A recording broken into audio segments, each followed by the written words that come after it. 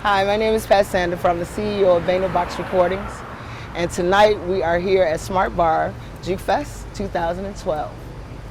What is the importance of Juke Fest to the city of Chicago? Well, most of the city doesn't realize that this is the area where a lot of urban kids actually get a chance to take out a lot of aggression on the dance floor, and it keeps them from either picking up a gun, robbing somebody, or selling drugs. And I'd rather see a lot of the younger kids have fun on the dance floor, go to a club and have a safe time, go home, than to end up, someplace with a gang and being hurt and being on the next, Channel 9 or 10 o'clock news, something negative happening. So what they don't realize is that this is an underground movement that's actually saving a lot of lives, especially with our footwork dancers who, honestly, some of them could have been your worst killers, and now they're gone on to dance with Madonna, Missy Elliott, and things of that nature. So I think they don't realize they're actually sitting on a gold mine in the music industry. So tell me about the history of house music and how that history connects to what's going to go on tonight. Well, I'm specifically from the group House Heads. I'm a house head. I'm the probably 93 to 90 to 2007 house heads. That's when it was really banging for me. And with house, Juke came along as ghetto house, and it's like another rebirth of a child in music. And I think a lot of house heads didn't like Juke because it was too harsh and too raw and raunchy with the lyrics. So a lot of people turned their nose up at it. I personally liked it undercover.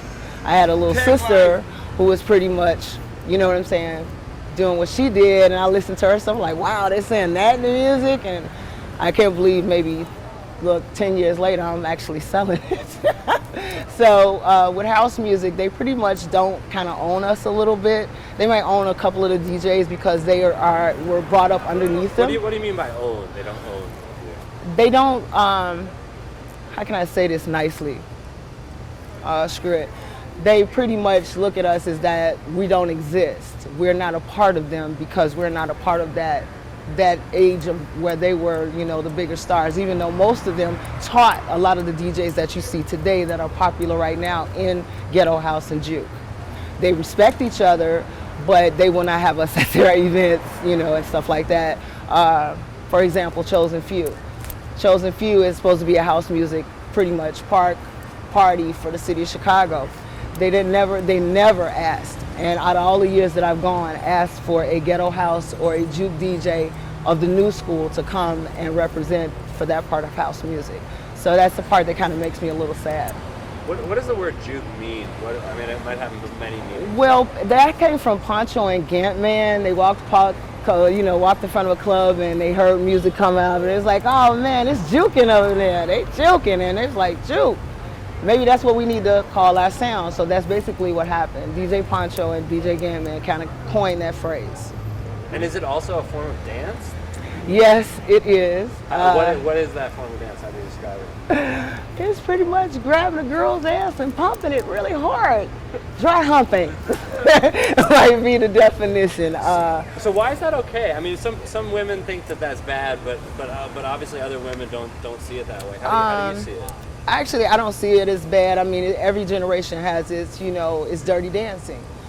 Back in the day it was, the old folks in the, dark room with the green, blue light with the backs bent all the way back, and the guy is like practically got the girl on the ground, and we know she's feeling more than just, his chest, lower, below. So everybody has it. Rock and roll. I mean, look at Elvis. He was known for his, moving his body in his pelvic area. Everybody has a dirty dance of their generation. For house music, it was the same thing with Lil Lewis's, French Kiss. When the music slowed down, the tempo actually slowed down, that's when people got really freaky. And then when it came back up, actually you were waiting for that part, and then when it came back up, it's like, oh, now we gotta go back to regular dance and I can't get any free feels anymore, So, Juke is no different. I just think it's every generation's gonna have it's like their freakiness.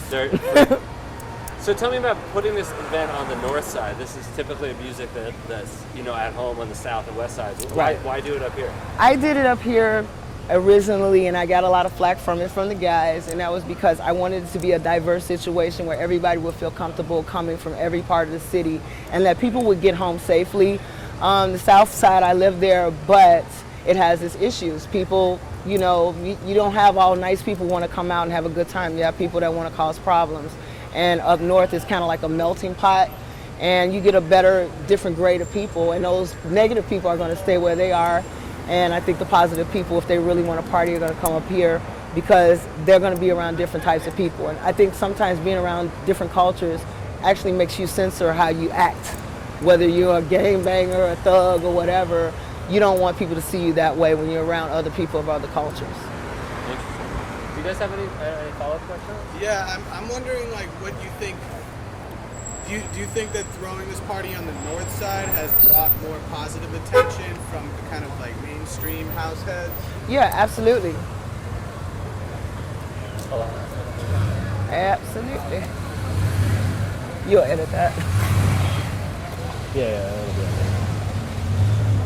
Oh, he's doing it. Okay. So I'm actually going to shoot you from the side here, Brian. You Okay. keep shooting this one because this looks great. Okay. So say that again. Do you think that throwing this party on the north side is bringing more positive attention to ghetto house and Juke? Absolutely. That was the whole point. We wanted to bring it out of the hood. We wanted it to be a part. I think that a lot of people, if they got a chance to see it from different cultures, they would really like it. You know, and they did, because we knew that they bought it, and you know, and they listened to it in the different mixes, because they wouldn't go in, you know, at different record stores or different places and buy the CDs. So they are supporting us, but why not have it where they are?